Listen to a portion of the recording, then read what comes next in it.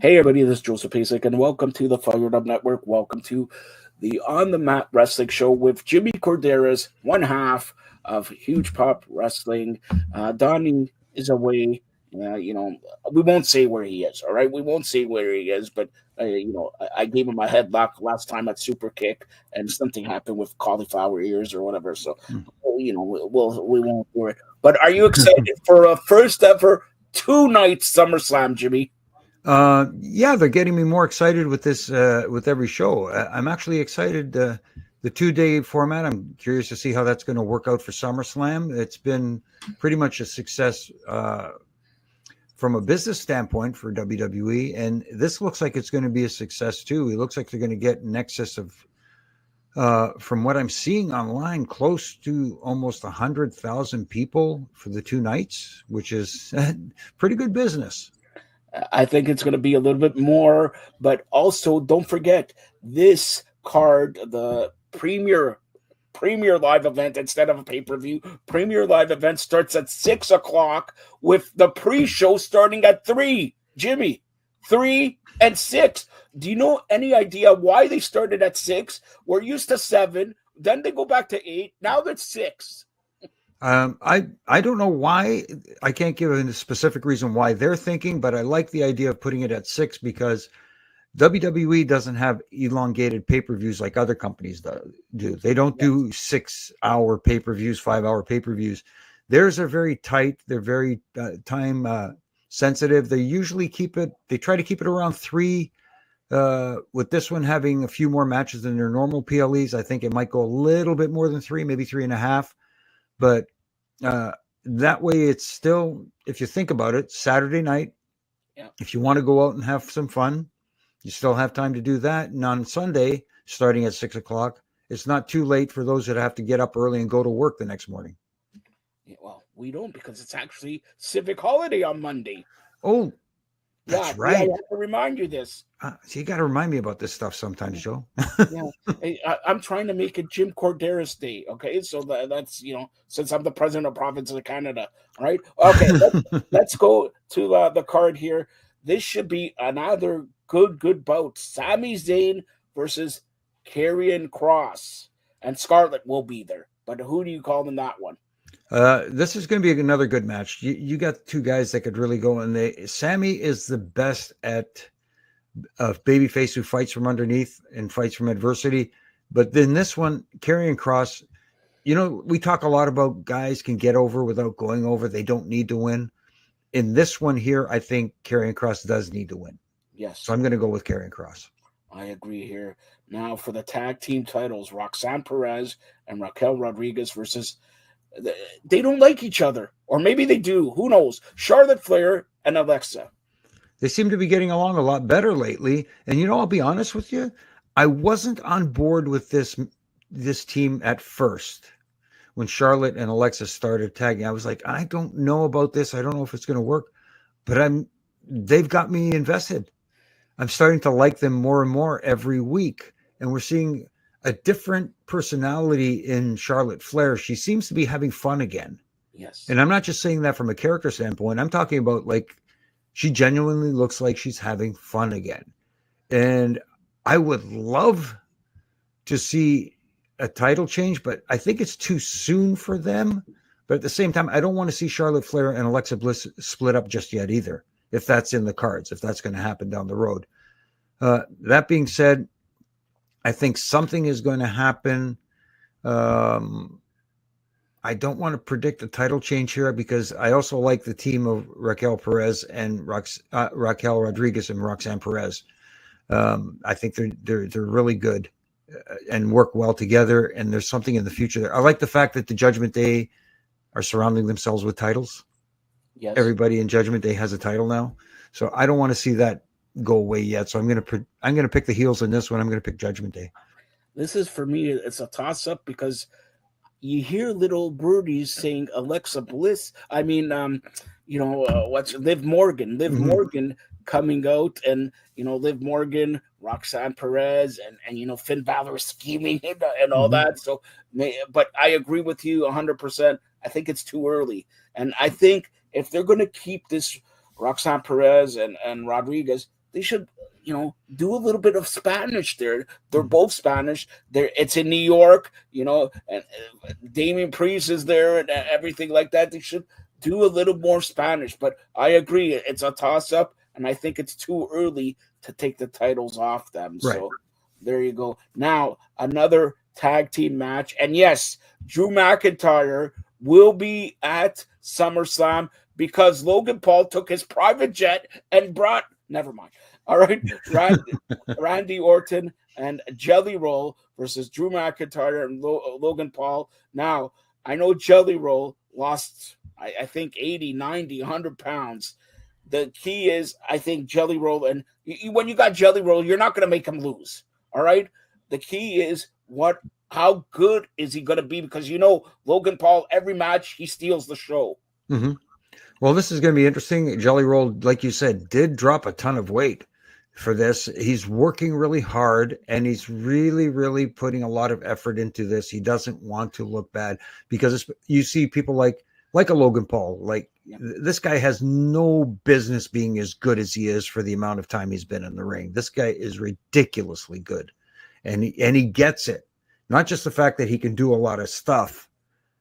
He gets the psychology of being a heel and knows and doesn't mind, because a heel has to have no redeeming qualities. And when you watch Logan Paul, he has none.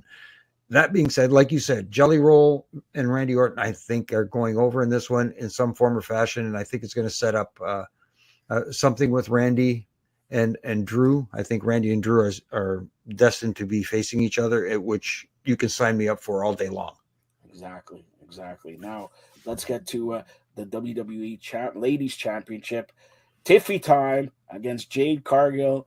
Also, my only question is it too early to take off the belt from Tiffy? If you talk about time-wise, yes. But, the Tiffy is not working for me right now because I can't grasp whether she's a heel or a baby face. She's supposed to be a baby face, but every promo she cuts, she sounds like an annoying heel. Yeah.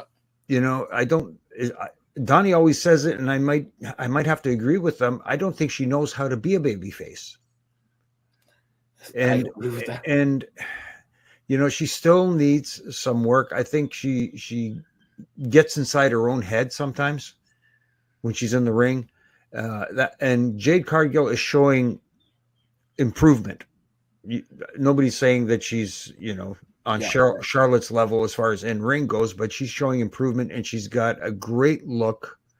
And I think there's an opportunity here to create a very dominant female champion. So I'm going to go with the upset here. I don't know if it is an upset, but I'm going to say Jade Cargill.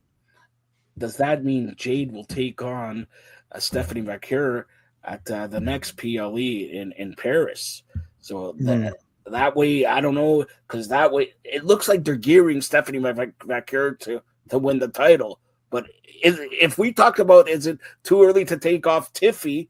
It won't be too early to take off from Jade. So right. I don't know. If that's the route they're taking, then obviously Tiffy should retain in this one. If they're thinking of putting the title on Stephanie in Paris, it's just a matter of how do you get around that. Who plays a factor in here that causes Jade to lose? That sort of stuff. Yeah. All right. So the next one, maybe the main event, maybe not. Roman Reigns, Jey Uso, Braun Breaker, Bronson Reed. Really on Monday did a number on Roman and Jey. But the question is, are they going to plan something big here with Rikishi coming out, with Jimmy coming out, with another bloodline, or is it OTC line number 2 in there? What do you expect in this one? This one's going to be good, and I'm looking forward to this one. I'm curious to see how they handle this. I don't want to see anybody else in this involved other than the players involved. Yeah. I don't want to see anybody else. I don't want to see a bloodline member. I don't want to see Rikishi. I don't mind seeing Rikishi to say hello and have maybe a pop with him, but I don't want to see him involved in this match. Let's put it that way. What they did on Monday was they built up so much heat for this match. That's what you needed. That's what was needed here. And both Bronson Reed and Braun Breaker needed to step out of the shadow of Seth Rollins in this group, in this faction, if you want to call it that, or the new dangerous alliance, whatever they're going to call this group. Yep. And they did exactly that, with Braun Breaker actually directing traffic. I like this. I like where it's going. And you're right.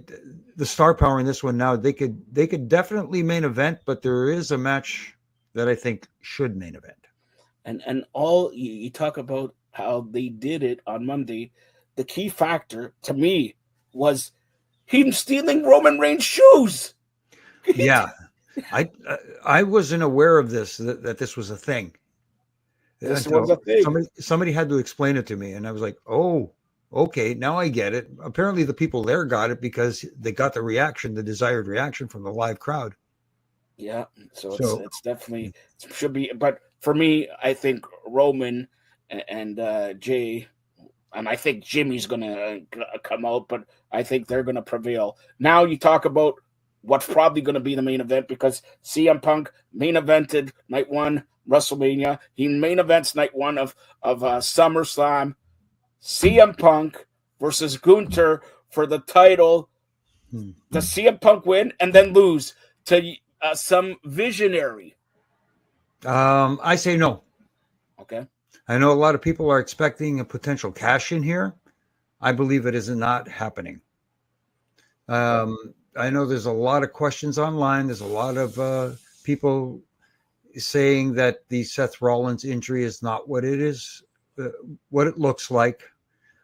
Some are saying it was a planned angle. Some are saying it's not. He's not as injured as first expected, and I'm of the belief that it is an injury. And I will say this, because a lot of people are expecting a cash in here. Everybody's talking about it, that this is a big ruse, and everybody's going to be surprised that there's going to be this huge cash in by Seth Rollins, the heist of the century.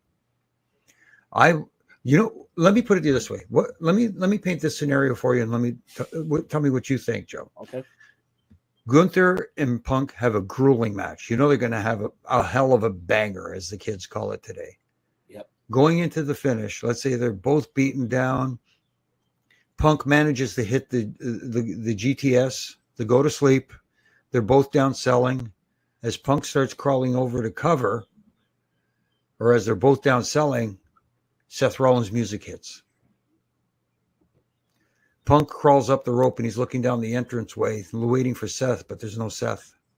Gunther sneaks in behind him, puts on that choke, chokes him out. Gunther retains. I like it. Now, what you're doing is you're making the people think they're smart by saying, I knew he was going to cash in. I knew he wasn't hurt. And guess what? He doesn't show up. And in this way, even though you don't see Seth Rollins, he still cost CM Punk the match. And then you have to have a rematch down the line. Yep. So that I like it. And if the next PLE is in Paris, what better way to have him then cash in Paris? In front of that hot crowd. Hey, who knows that? But that's night one of SummerSlam happening this Saturday. Again, the pre-show starts at 3. The event starts at 6. Hopefully it will be, let's say, 4 hours, and that's it. But Jimmy, tell everybody where they can see you and hear you and your social media. Yeah, you can see me here talking to you, Joe, and you can see me on and hear me on Huge Pop Radio with Donnie De Silva every week. This week we spoke to Jacques Rougeau, and he reflected on the memory of Hulk Hogan and his friendship with Hulk Hogan. I think you're going to like listening to that. And also on all my social media platforms, at Jimmy Korderas on Twitter, at Real Jimmy Korderas on Instagram, my little ref and rants from Monday to Friday, just my little critiques here and there that I think could help elevate instead of deflate. All right, and Jimmy will be back here to preview night 2. Thanks a lot, Jimmy. No problem, Joe.